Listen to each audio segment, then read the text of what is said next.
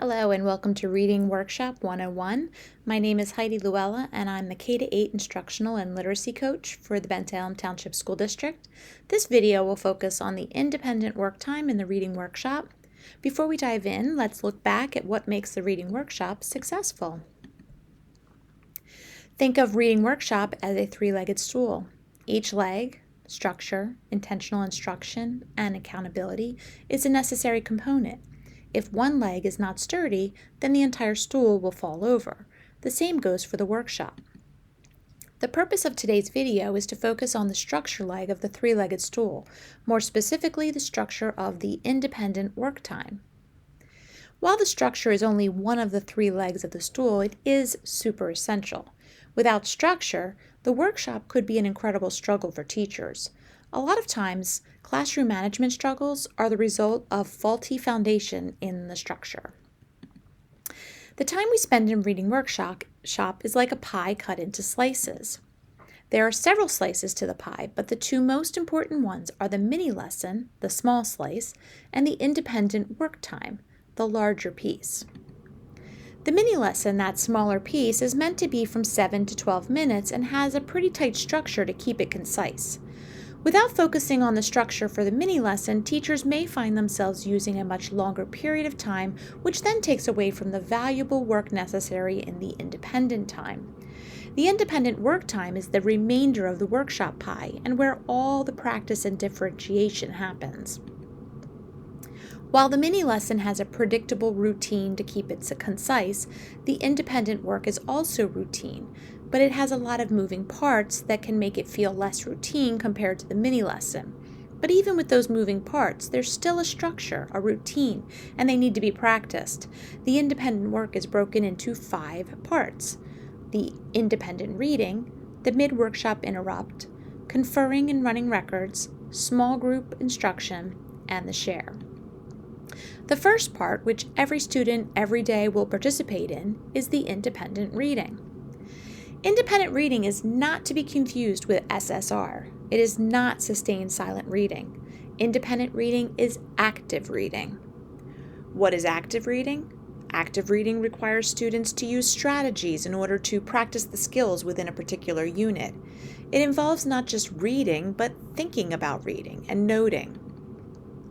The reading is a choice reading. Students are not reading a class novel outside of a read aloud, though they may be reading in book clubs at times, depending on the unit. Students choose what they are reading for their independent reading, and they read lots. While they are reading, they are using strategies that practice the skills being taught in the current unit. They may be using the strategies taught in the mini lesson that are added to the anchor chart, or they may be using strategies based on the individual needs based on formative assessment gathered during the pre-assessment or during conferring. Here's an example of the anchor chart from the unit that is practicing the skill of thinking deeply about character. They could be practicing any one of these that's on the current anchor chart.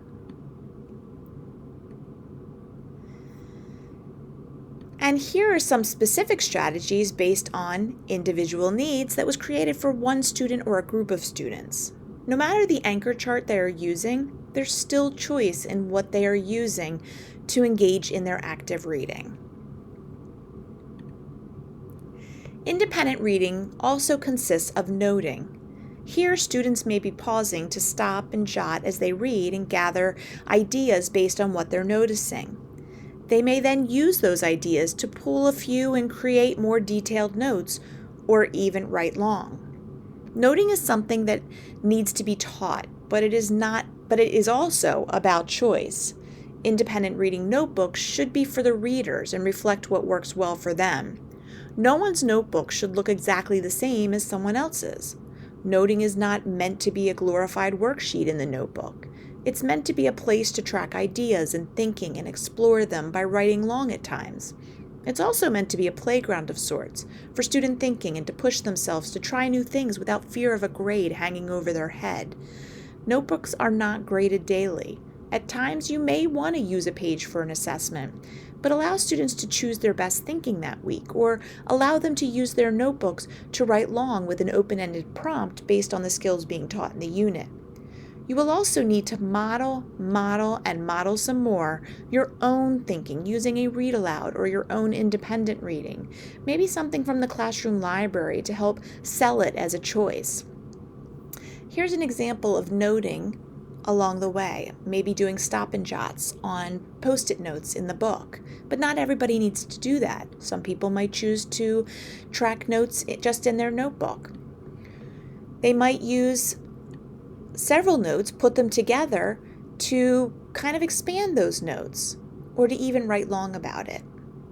And notebooks could look different from person to person, and you need to teach that and model that. Here, for example, are the notebook pages of 4 different teachers who read for about 30 minutes and then noted their thinking in their notebook. Notice how they go about it in different ways. They may have noticed some of the same things, they may have noticed different things, but they went about taking their notes in different ways, and we want to make sure that kids are doing what's going to work best for them. We also have times where you could model what you're noticing and what another teacher maybe in the room is also noticing, or somebody who is, helping out that day, maybe another student. And you can show how even in the same, pages in a book, you may go about it in different ways.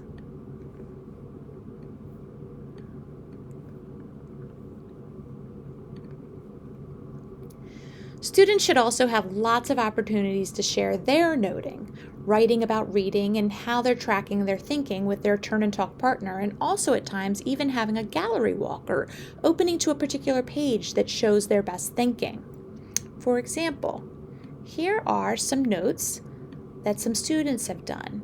You can notice that she uses a combination of Post-its as she's stopping and jotting and then moving them over to her notebook to write some more about some of them, not all of them.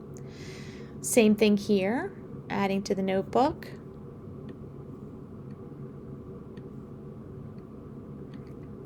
Here we have some notes about character while also using artistic skills.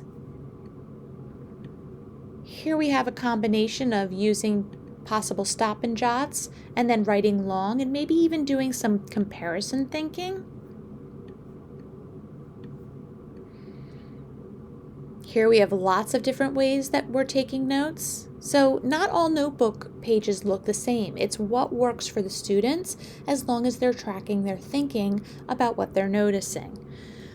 To get this level of jotting in the notebook and writing long and organizing in different ways takes a lot of modeling and being able to share with turn and talk partners and other classmates. The active reading promotes thinking about reading, and that should be the focus. Reading, looking for patterns, coming to new understandings. It's not about summarizing and retelling, it's about thinking about reading. Another moving part would be the mid-workshop interrupt. This part is like a timeout but serves several purposes. In the beginning of the year, you may find your students have to build up their stamina in independent reading after summer break, sometimes even after winter break. Mid-workshop interrupt can be a way for you to pause them just as you start to sense some antsiness and have them take a moment to turn and talk and share with their partner what they're noticing in their reading so far before having them resume. You may need to do this several times throughout the independent work time, and over time try to stretch out the time in between. Mid-workshop interrupt is also a great time to fold in or highlight a new strategy. It may be something you just talked about in a conference and you think others might be able to use it as well. It's also a chance to tweak an existing strategy. For example, I may have shared a strategy in the mini lesson about how you can think about giving advice to a character in challenging moments, but when conferring with a reader, found that in her book, it was more like the character could give the advice. And so we had to tweak the strategy, and I wanted to share what we discovered together, because it may work for others. Another moving part is conferring and running records. Both will be shared in greater detail in later videos, but while readers are doing their independent reading, this is the time for teachers to meet with students as individuals and in small groups. In the beginning of the year, you'll probably do a lot more conferring. During conferring, I learn more about my students as readers through conversation. It's also a way to not only connect, but find out their needs. I may have readers who have discovered they hate their book and they chose, and I may talk to them about the kinds of TV shows or movies they like to try to think of some better choices. I had one student one time who had never read a book ever, and he was in 7th grade. He said he hated reading. I discovered through conversation that he loved soccer and wanted to be a professional player. I showed him Kwame Alexander's book, and we read a couple chapters together. He identified with the main character who would daydream during class about soccer and get in trouble for it. He also liked that the book was in verse, so he wasn't overwhelmed by the number of words on a page. He finished that book on his own, the first book he ever read, and he continued to read more by the same author. I was able to steer him towards reading by connecting with him and investing some time. I've had conferences with others who have no idea what's going on in their book. Sometimes they need a strategy to keep focused. Sometimes the book's just too complex, and I'll make some other recommendations that are more appropriate for the band of reading that they're in. And sometimes it's a book in a series, and they didn't even know that it was a series, and they're trying to read book 3 before 1 and 2.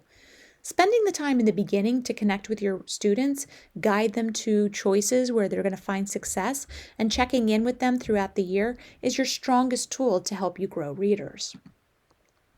During conferences, you may question a running record score from a previous year and use this time to give a running record so you can make more appropriate book recommendations. You may also discover in conferences that a student is reading lots and flying through books and may want to give the next running record assessment to see if they've grown as a reader. Running records are formative assessments that give us data to help make decisions about the strategies they might need to tackle a new level. A book is given a guided reading level that indicates its complexity and structure, character, theme, just to name a few. When we know what level is in an independent reading level for a student, we can see what changes are in the complexity to prepare those students who will be reading within bands. Running record assessments are never drop everything and test everyone. They are ongoing, but in the beginning of the year, you may spend more time giving running records and conferring to gather as much information as possible. Small group instruction is another one of the moving parts during independent work time. You may begin the year doing a lot more conferring, but soon start mixing in the small groups between conferences. Small group instruction is differentiated instruction. When you give a pre-assessment, for example, you're getting formative assessment about where your students are in terms of their reading or thinking about reading or small number of skills.